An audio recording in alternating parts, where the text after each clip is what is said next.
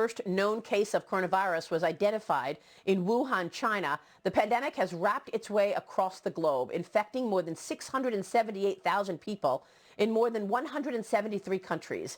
My next guest was the first Senate member to raise concerns about this crisis, telling his colleagues back on January 30th that it was, quote, the biggest and most important story in the world, and that China was lying about it. Joining me right now is Republican Senator Tom Cotton of Arkansas. And Senator, it's good to have you this morning. Thanks very much for being here.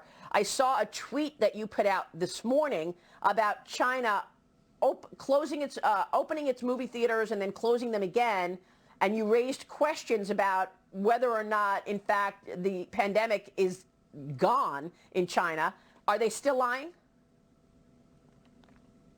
Yes, Maria, the Chinese Communist Party is still lying.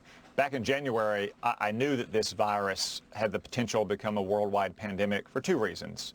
Not because I'm a scientist or an epidemiologist, but because I could see, one, how the Chinese Communist Party was lying, and two, the dramatic, extreme measures they were taking, like locking in 75 million people into their homes and apartment buildings. Those two things simply did not line up. You see it again today. So, for instance, China says they have no more new cases, no more new deaths, yet they just closed all movie theaters nationwide only a few days after having opened them up. Or look at some of the mortuaries in Wuhan itself. They say they've only had 2,500 cases that have resulted in deaths or so, yet a single mortuary has ordered more than 5,000 urns. You can look at these basic facts to know that the Chinese Communist Party is still lying today as they were in December and January, and that's why what could have been a local health problem in Wuhan turned into a global pandemic from which more than 2,000 Americans have now died. Wow. And in fact, you had questioned how it originated from the beginning. You joined me 1 month ago, and I asked you how this started, and here's what you said. Listen to this. I've got to get your reaction to this. Watch. We don't know where it originated, but we do know that we have to get to the bottom of that.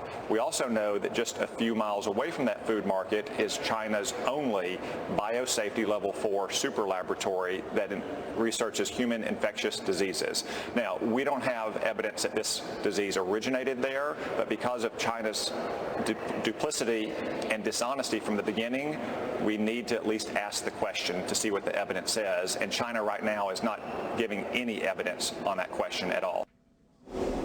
In fact, Senator, they did not allow the CDC in to get to the bottom of it, to investigate how this originated, the severity of it. Can you tell us more about this super lab, this level 4 biochemical lab that you mentioned in Wuhan? What do they do there? Yeah, Maria, it's not just that they won't allow the CDC into the country. They also have kicked out reporters from the Wall Street Journal, the New York Times, and the Washington Post. That's the hallmark of a communist government that is trying to cover up the biggest story in the world.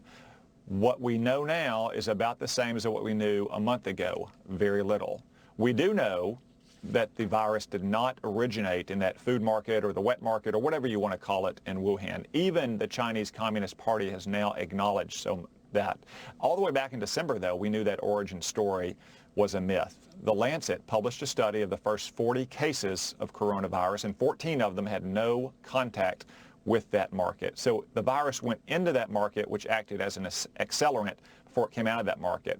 As for what's happened in that biosafety level 4 laboratory, the super lab in Wuhan, we still don't know because the Chinese Communist Party refuses to come clean. We do know that they have researched coronaviruses, and there are legitimate reasons to research coronaviruses, trying to identify perhaps therapeutic drugs or vaccines, but we don't know the origin of this virus still to this day. Well, one thing we do know is an incredible reliance on China for some of the most important things that our country needs. I'm talking about pharmaceuticals, and the active ingredients in our prescription drugs are made in China. How incredible is this, and how long has this been going on in terms of this incredible reliance on China? So much so that in the middle of this virus, Beijing-run media, state-run media, came out with a story saying, well, maybe the communist government will withhold those prescription drugs right now from America just when they need it. Yeah, it's a true scandal, Maria, going back 30 years. This is part of the thing that President Trump means when he says our leaders were so foolish for so long to outsource so much of our basic productive capacity to China. I think most Americans have been shocked to learn that we depend upon China for things like penicillin, antibiotics, ibuprofen, acetaminophen, to say nothing of dozens of basic pharmaceutical ingredients. That's why I have legislation that would insist that we stop our reliance on China, that we bring back that manufacturing capability to the United States and give tax incentives for people who do that, that we use the federal government's purchasing power through agencies and programs like Medicare, Medicaid, the Department of Defense, and the VA to create a domestic market for pharmaceuticals made in America, and that we ultimately cut off the imports of all Chinese drugs.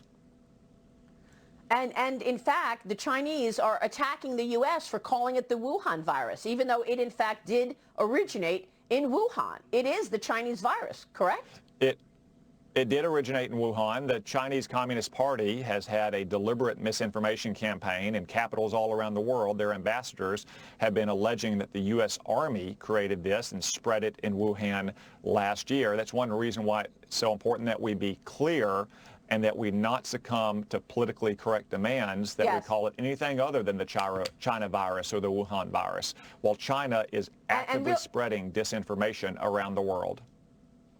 Real quick, do you think China will be held accountable for this disease given the downplaying of it from the start? Yes, Maria, they will. When they lose things like the manufacturing capacity that we've outsourced to them, or when other democratic governments around the world respond to their peoples who know that China is responsible for this virus. It's great to see you this morning. Tom Cotton.